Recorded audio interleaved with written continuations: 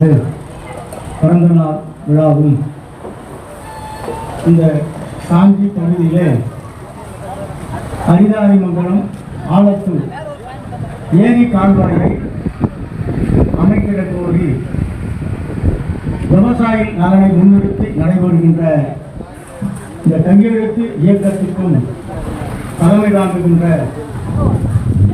நண்பர்கள் சங்கத்தினுடைய நிறுவன தலைவர்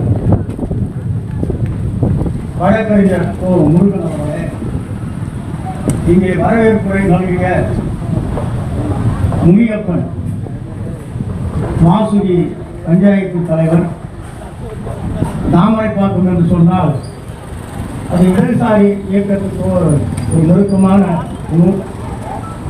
அநேகமாக ஒரு 25 வருடம் என்று நினைக்கிறேன். தாமரைப்பாக்கத்தில் இருக்கக்கூடிய புகழ்பெற்ற ஈஸ்வரன் கோயிலே ஒடுக்கப்பட்ட மக்கள், பட்டியலின மக்கள் ஆலயத்திற்குள் செல்ல முடியாது.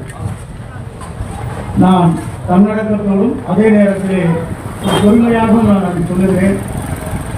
தாமரைப்பாக்கத்திலே மார்க்சிஸ்ட் கம்யூனிஸ்ட் கட்சி ஒவ்வொரு ஆண்டு நாங்கள் செப்டம்பர் 30ஆம் தேதி என்னுடைய மகத்தான தலைவர் பி சீனிவாசராவ் தஞ்சையிலே அந்த ஒடுக்கப்பட்ட மக்களை தலைநிமிர்ந்து செய்து அடித்தால் அடி என்று சொல்லி ஒரு மகத்தான தலைவராக இருந்த சீனிவாசராவ் அவர்கள் அவருடைய பிறந்த நாள். அந்த நாளிலே தான் நாங்கள் 20 ஆண்டுகளுக்கு முன்னால் தாமரைப்பாக்கத்திலே ஆலய உணவை போராட்டம் நடத்தினோம். அன்றைக்கு அந்த போராட்டத்தை நடத்திய தளபதியில் ஒருவராக முனியப்பன் இருந்தார். இன்றைக்கு அவர் ஊராட்சி மன்ற தலைவராக இருக்கிறார். அவருடைய துணைவியார் வரவேற்பு நல்கியிருக்கிறார். அவருக்கும் இங்கே இடதுசாரி இயக்கத்தில் ஒரு முக்கியமான தலைவராக இருக்கக்கூடிய இந்திய கம்யூனிஸ்ட் இயக்கத்தினுடைய மாவட்ட செயலாளர் அருமை தோழர் தங்கராஜ் அவர்களே, சக்திவேல் அவர்களே, வர்கீஸ் அவர்களே, விடுதலை சிறுத்தை இயக்கத்தை சார்ந்த பருவராஜன் அவர்களே, எங்களோடு இங்கே வருகை தந்திருக்கின்ற இந்த பகுதியிலே தமிழ்நாடு விவசாய சங்கத்தினுடைய எண்ணற்ற போராட்டங்கள் நடத்தி பல வெற்றிகளை ஈட்டியிருக்கிற தமிழ்நாடு விவசாய சங்கத்தினுடைய மாவட்ட தலைவர் வெங்கடேசன் அவர்களே மற்றும் இங்கே வருகை தந்துள்ள தோழர்களே, உங்கள் அனைவருக்கும் நான் நன்றியை தெரிவித்துக் கொள்கிறேன்.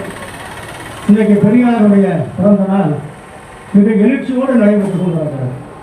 திருவண்ணாமலையிலே கூட திராவிடர் கழகத்தின் சார்பில் அனைத்து அரசியல் கட்சிகளையும் இணைத்து பெரியாருடைய கொள்கைகளை ஏற்றுக்கொள்கின்ற அரசியல் கட்சிகள் எல்லாம் இணைத்து பெரும் அளவுக்கான அவருக்கு அங்கே பிறந்தநாள் விழா என்பது நடத்தி கொண்டிருக்கிறார்கள்.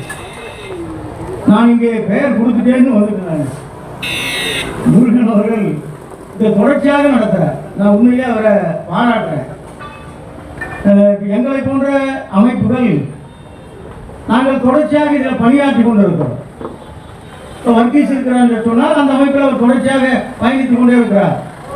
சக்திவேல் என்று சொன்னால் தொடர்ச்சியாக பயணித்துக் கொண்டே இருக்கிறார். ஆனால் நண்பர்கள் சங்கம் என்ற ஒரு அமைப்பை இந்த பகுதியை உருவாக்கி பெரியாருடைய பிறந்த நாளும் டாக்டர் அம்பேத்கருடைய பிறந்த நாளையும் எழுச்சியோடு இந்த நகரத்திலே நடத்தி கொண்டிருக்கிற அவருக்கு நான் மீண்டும் வாழ்த்துக்களை நன்றியை தெரிவித்துக் கொள்கின்றேன். ஏனென்று சொன்னால் தந்தை பெரியாரை பற்றி பேசணும்னா நிறைய பேசலாம். அவர் ஒரே ஒரு கருத்து மட்டும் ஜனக மத்தியில் ஆணித்தரமாக இருக்கிறார். அவர் ஒரு நாத்திகவாதி, கடவுள் மறுப்பாளர். அது உண்மைதான். அந்த கொள்கைக்காக அவர் பயணித்தார், போராடினார். கடைசி காலம் இறக்கின்ற வரையில் அந்த மூத்திர சக்தியை எடுத்துக்கொண்டு பிரச்சார கூட்டங்களிலே கலந்து கொண்டார். ஆனால் அதே நேரத்திலே பல அடிப்படையான கோரிக்கைகளுக்காக அவர் போராடினார். குறிப்பாக சொல்ல வேண்டும் என்றால் பெண் விடுதலை. அவர் மிகச்சிறந்த ஒரு புத்தகம் பெண் ஏன் அடிமையானாள் என்ற ஒரு புத்தகம், ஒரு மிகச்சிறந்த புத்தகம். 10,000கணக்கிலே இன்றைக்கு விற்கப்பட்டிருக்கிறது. பெண்கள் இன்றைக்கு நான் இங்கே உட்கார்ந்துருக்கும் போது ஒரு கல்லூரி படிக்கிற வயதுள்ள ஒரு பெண் அந்த பெரிய ஹீரோ வேண்டா வண்டியை ஓட்டின்னு போகுது. அது ரொம்ப சந்தோஷம். பெரியார் இருந்தால் ரொம்ப சந்தோஷப்பட்டிருப்பார். நாங்கள் வெங்கடேசன் கேட்டேன், ஏன்னா அந்த வண்டியை அவ்வளோ அசால்ட்டா. ஒரு காலத்தில் பெண்கள் சைக்கிளே ஓட்ட முடியாது. என் பெண்களை தெருவில் போகவே விடக்கூடாது, நடக்க விட மாட்டான், படிக்க விட மாட்டான்.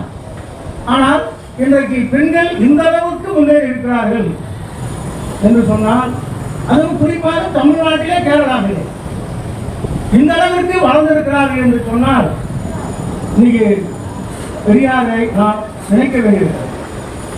அப்ப பெண்களுடைய உரிமைக்காக அவர் போராடினார், செய்து காட்டினார். விதவை திருமணங்கள், சிறுமையிலே திருமணங்கள் நடக்கும். இப்போ திருமண வயது என்பது 18 பெண்களுக்கு, ஆண்களுக்கு 21. இப்போ 18 வயசுக்குள் திருமணம் செய்து கொண்டால் அது இந்து திருமண சட்டப்படியோ இல்லை தமிழக திருமண சட்டத்தின் அடிப்படையிலோ அது தவறு. போக்சோல பொண்ணை மொழியில் முடிச்சு போட்டுருவாங்க, அந்த பையனை போட்டுருவாங்க. ஆனால் அன்றைய காலத்தில் 12 வயசு 8 வயசு ஒரு நினைத்து பாருங்கள், அந்த குழந்தைகளை எல்லாம் அது பெரியார் வீட்டிலேயே நடைபெற்றது. அவருடைய தங்கையை திருமணம் செய்து கொடுக்கிறார்கள், கணவன் இறந்து விடுகிறார். தங்கைக்கு இறந்து போன விதவையாக இருக்கக்கூடிய தங்கைக்கு பெரியார் அவர்கள் திருமணம் நடத்தி வைத்தார் என்று சொன்னால் அதுதான் அவர் செய்த மகத்தான சாதனை. அவர் விதவை திருமணத்தை ஆதரித்தார். பெண்களுடைய சொத்திலே உரிமை, இன்றைக்கு சொத்திலே உரிமை இருக்கிறது என்று சொன்னால் அது பெரியார் எடுத்த முயற்சி. அது திராவிட இயக்கத்தினுடைய அண்ணாவுடைய ஆட்சி காலத்திலே சட்டமாக்கப்பட்டது. நாங்கள் திராவிட இயக்கத்தை 2 கூறுகளாக பிரித்துக் கொள்ள வேண்டும். நான் அது சம்பந்தமாக தலைவர் நேரம் கொடுத்தால் அது நான் பேசலாம் என்று நினைக்கிறேன்.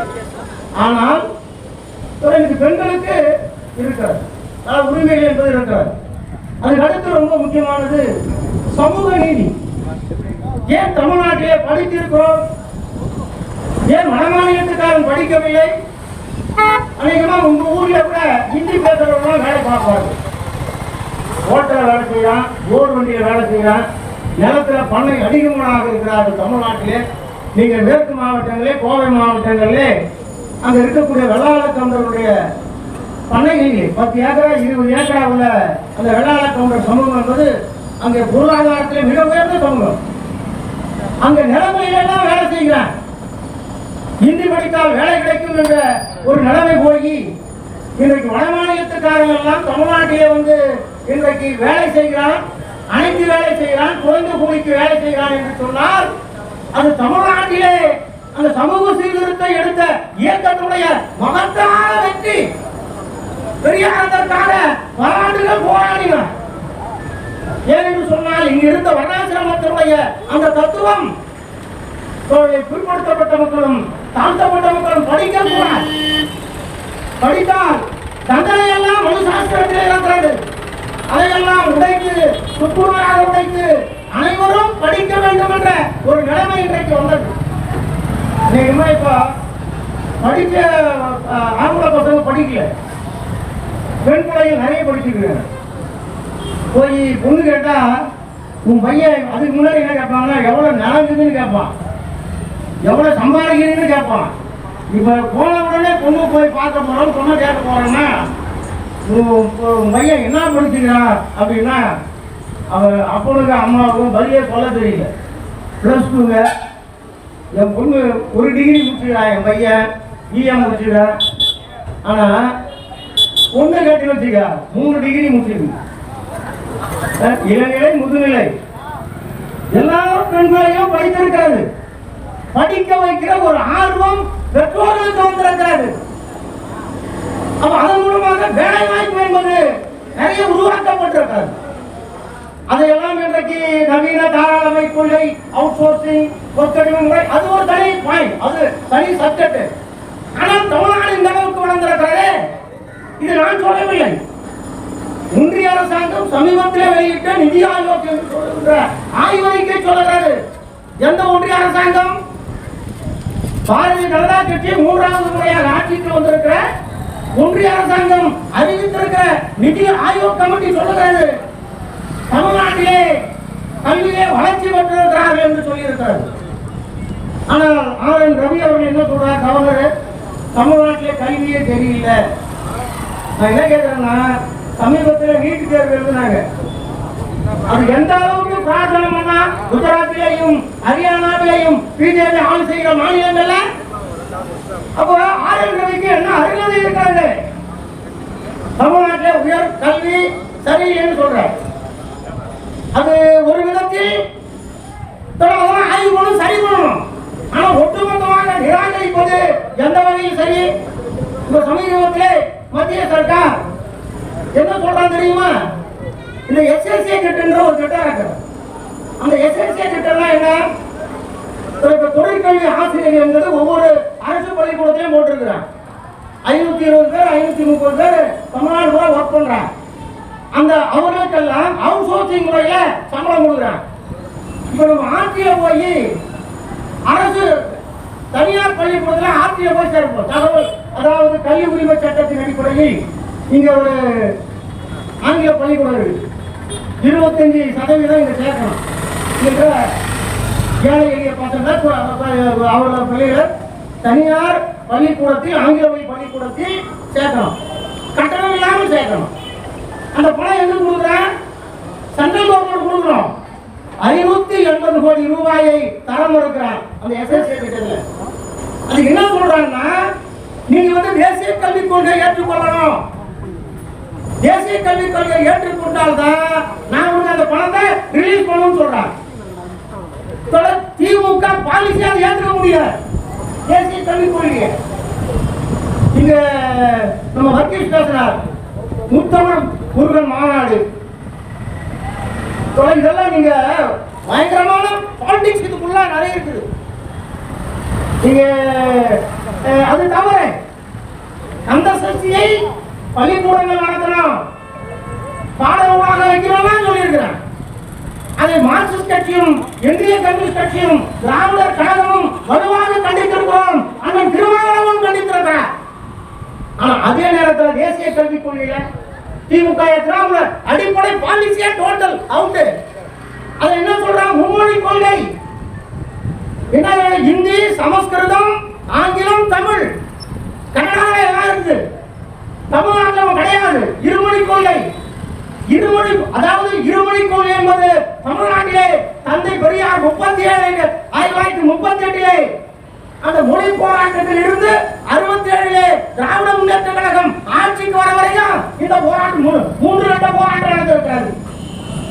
அப்படின்னா இருமொழி கொள்கை என்பது திராவிட முன்னேற்றத்தின் உயிர் நாடி. அதனை ஏற்றுக்கணும்னு சொன்ன திமுக அடிப்படை பெரியார மறந்துட்ட, அண்ணாவை மறந்துட்ட, மொழி போர் தியாகிகளை மறந்துட்ட அப்படின்னு அர்த்தம். அதை விட கொடுமை என்ன தெரியுமா? அந்த தேசிய கல்விக் கொள்கையை இப்போ நான் உண்மையில எம்ஜிஆர் ஒரு வகையில நான் பாராட்டுறேன். அன்னைக்கு இருக்கிறவங்க எல்லாரும் நான் படிக்கிற காலத்துல எஸ்எல்சி 11ஆம் வகுப்பு அப்ப எனக்கு அந்த வாய்ப்பு கிடைக்கல. நான் ஆங்கில பாடத்துல ஃபெயில் ஆயிட்டேன். அடுத்த புதிய அந்த பிளஸ் 2 எல்லாம் கொண்டு வராரு எம்ஜிஆர். அப்ப நான் ஃபெயில் ஆன காலத்துல என்னன்னா, ஆங்கிலத்துல மட்டும் ஃபெயில் ஆயிட்டா எல்லா சப்ஜெக்டும் எழுதணும். எம்ஜிஆர் அதை மாத்திர லகுவாக மாத்திர எந்த சப்ஜெக்ட்ல போதும் ஆங்கிலம் ஃபெயிலா அதை எழுதி பாஸ் பண்ணிடலாம். 6 மாசத்துல 1 வருஷத்துல பாஸ் பண்ணிட்டா அவன் ஜாயின் பண்ணி டிகிரி படிக்க போலாம். அது எவ்வளவு பேர்களுக்கு பயன்படுறது தெரியுமா? சாதாரண விஷயம் கிடையாது. ஏன்னா கல்வி விட்டால ஒரு குடும்பத்தில் இருந்து வரான். அப்பனும் பாட்டனும் முப்பாட்டனும் கைநாட்டு பெருவழிகளாக இருந்த ஒரு சமூகத்திலே இருந்து பிற்படுத்தப்பட்டவனும் ஒடுக்கப்பட்டவனும் முன்னேறி வருகின்ற பொழுது ஒரு லகுவான கல்வியை தமிழ்நாடு அரசு கொண்டு வந்தது. தமிழக அரசாங்கம் கொண்டு வந்தது. அது இந்த கட்சியா அந்த கட்சியா இல்ல, இது நல்ல திட்டமா வரவேறு. அப்போ இப்ப என்ன சொல்றாங்க? தேசிய கல்விக் கொள்கையில 5ஆம் வகுப்பு ஒரு எக்ஸாம், 8ஆம் வகுப்பு ஒரு எக்ஸாம், 10க்கு ஒரு எக்ஸாம், 12க்கு ஒரு எக்ஸாம். அந்த எக்ஸாம்ல ஃபெயில் ஆயிட்டா 2 முறை நீ என்ன பண்ணணும்? குலக்கல்வி செய்ய வேண்டும் என்று சொல்ற. குலக்கல்வி என்ன? ராஜாஜி கொண்டு வந்த குலக்கல்வி திட்டம் தான். 5ஆம் வகுப்புல ஃபெயில் ஆன பையன் அவன் என்ன பண்ணுவான்? 8ஆம் வகுப்பு பையன் அவன் என்ன பண்ணுவான்? படிப்பே வராதுடா, ஆடு மேயும் மாடு மேயி நம்ம தொழில் செய்ய படிக்கலாம் அப்படின்னு சொல்லுவான். அதையெல்லாம் மாற்றி ஒரு லகுவான கல்வியை தமிழ்நாட்டிலே கொண்டு வந்ததால் தான் படித்து முன்னேறி இருக்கிறோம். நான் இன்னும் பெருமையாக சொல்றேங்க. மயிலாடுதுறை நிலைக்கு அந்த மயிலாடுதுறையிலே அந்த நகராட்சியில துப்புரவு பணி செய்கிற அந்த குடும்பம், அந்த குடும்பத்தை சார்ந்த பெண் தோழர்கள், நீங்க படித்து பத்திரிகை படித்திருப்பீங்க. அந்த பெண் படித்து அரசு தேர்வு எழுதி தன் அப்பன் எந்த நகராட்சியிலே துப்புரவு பணியாளராக இருந்தாரோ அதே இடத்திலே நகர ஆணையாளராக இருந்திருக்கிறார் என்று சொன்னால் தந்தை பெரியார் வித்திட்ட அந்த மகத்தான கொள்கை. பத்திரிகை பேட்டி எடுக்கிறேன். எங்க அப்பா நல்ல சட்டையை நான் போட்டு பார்த்தது கிடையாது, நல்ல சாப்பாடு நான் சாப்பிட்டது கிடையாது. அந்த குழந்தை சொல்லுகிறது, இதுதான் தமிழ்நாட்டினுடைய வெற்றி. இது யாரும் மறுக்க முடியாது.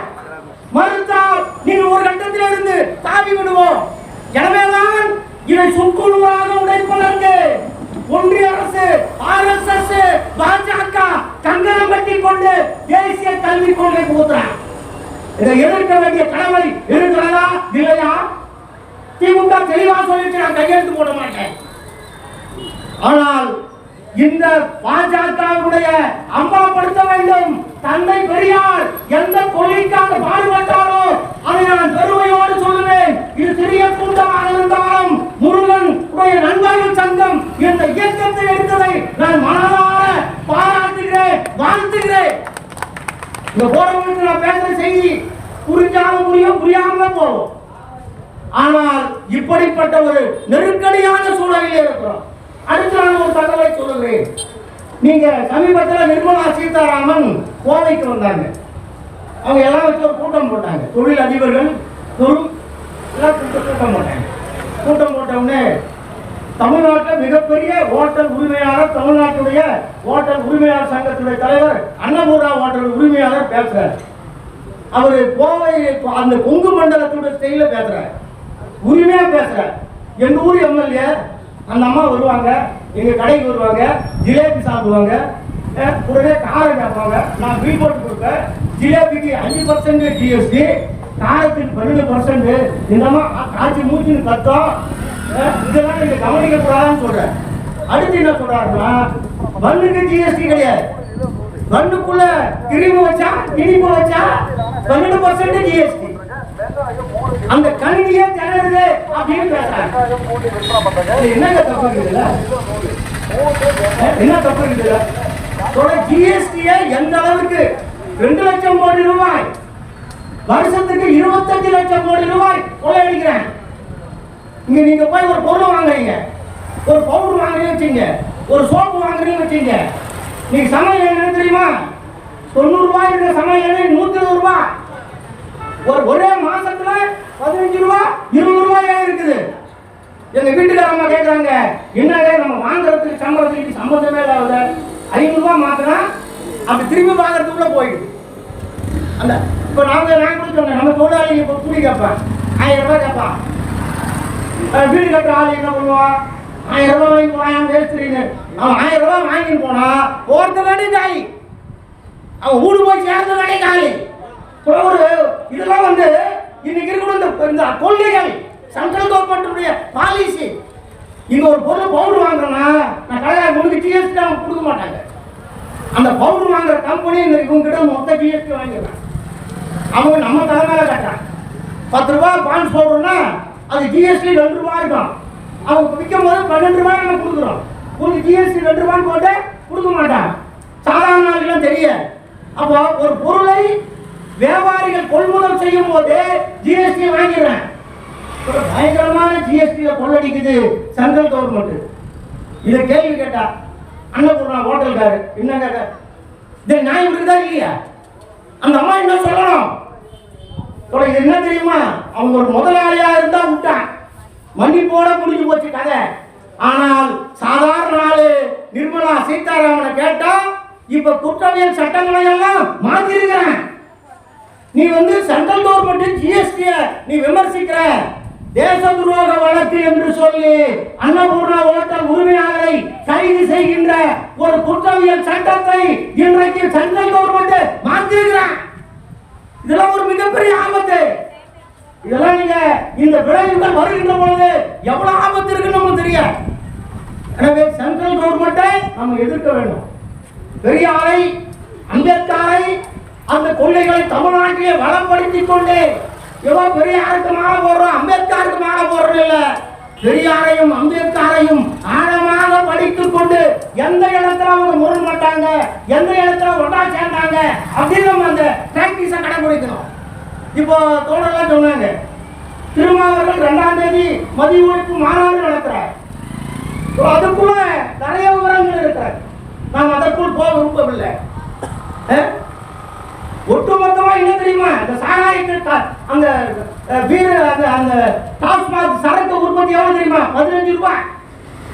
அது நீ வரி கட்டுற 130 ரூபாய் வரி. சென்ட்ரல் கவர்மெண்ட் ஸ்டேட் கவர்மெண்ட் வரி அதிகம். இப்போ பெட்ரோல் டீசல் உலக நாடுகள்ல கச்சா எண்ணெய் குறையுது, ஏன் சென்ட்ரல் கவர்மெண்ட் குறைக்கல?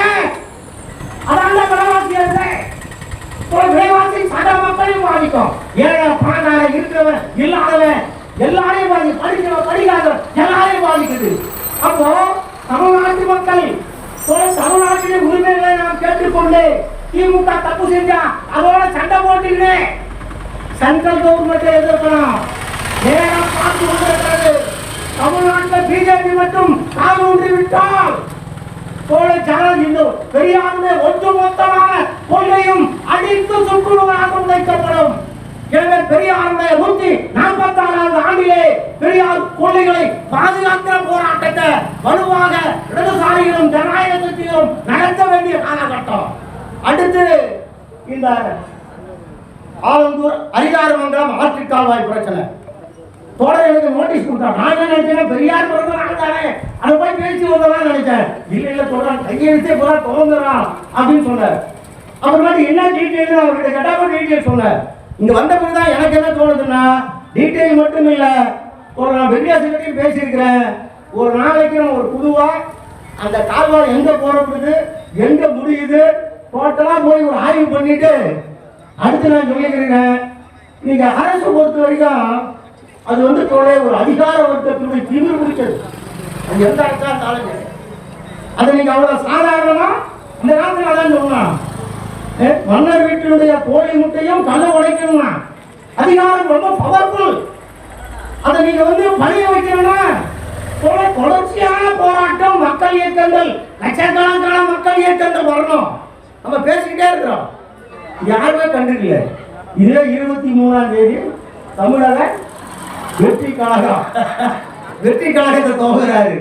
அவருக்கு ஒரு ஆலோசனை தேவைப்படுதா? நீ பத்திரிகையில ஒரு ஆலோசனை போகணும். ஏன்னா அவர் சினிமாவில் டைலாக் எழுதி கொடுத்தே பேசுற ஆளுங்க. கட்சி எப்படி நடத்த தெரியும், ஒரு ஆர்ப்பாட்டம் நடத்தினா என்ன விதிமுறைன்னு நம்மளுக்கு தெரியும். அவர் சினிமாவில் போய் ஷூட்டிங் பண்ணி பல கோடி ரூபாய் சம்பாதிக்கிற ஆளு.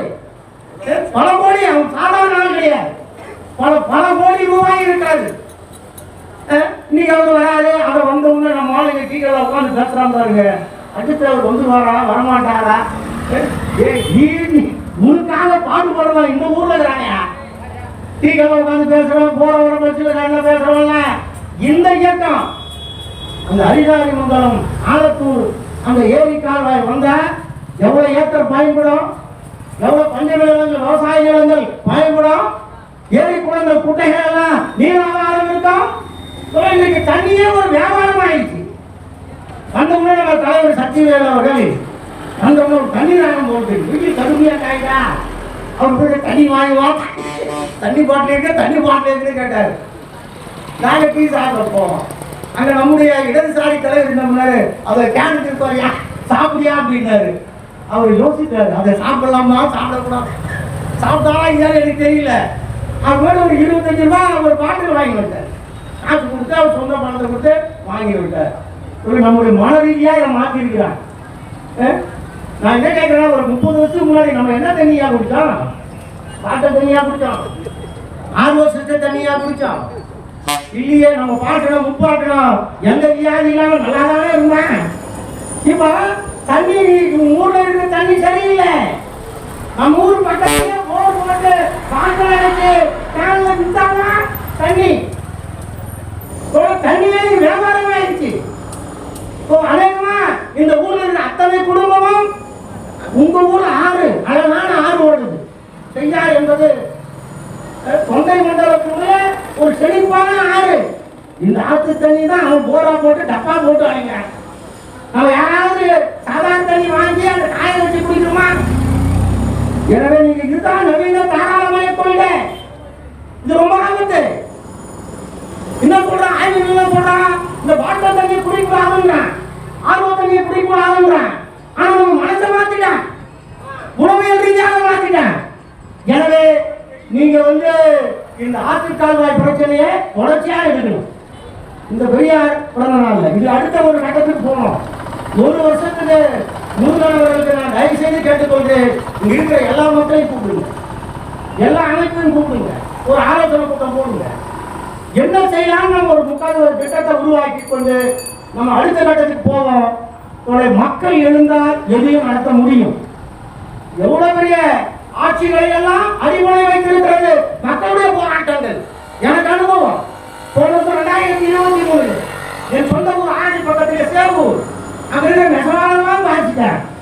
தனியே கொடுக்கல, அப்படியே முடங்கி நடக்குது. எல்லாம் ஊர் விட்டு போற ஸ்டேஜ். நாங்கள் அங்கே ஒரு போராட்டத்தை வழிவெடுத்தோம்.